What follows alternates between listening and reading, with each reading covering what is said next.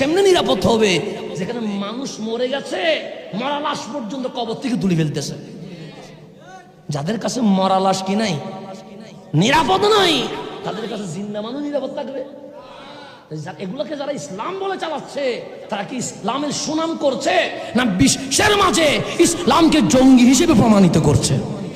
জঙ্গি হিসেবে। সেজন্য ভোট দেওয়ার সময় সাবধান থাকবেন। কি তৌহিদি ইহুদি জনতা এখন আসে, তৌহিদি জনতা শুনলে তো মাথার মধ্যে একটা ভিডিও চলে আসে, তৌহিদি জনতা কারা? তখন উঠবে কবর থেকে যারা লাশ তুলি ফুরি ফেলে, ওদের নাম তৌহিদি জনতা। তৌহিদি জনতা কারা? যারা রাস্তার মধ্যে বাঁশ ভাঙ্গি ফেলে। তৌহিদি জনতা কারা? যারা গাছ কাটি ফেলে। তৌহিদি জনতা কারা? যারা আল্লামা শহীদ ফারুকীর সাথে দলিলে না পেরে ছুরি দিয়ে জবে করে দিয়ে থাকে। তৌহিদি জনতা কারা? যারা মত সন্ত্রাসী করে শহীদ রইসুদ্দিনের মতো মানুষকে শহীদ করে দেয়, তাদের নাম তৌহিদি জনতা।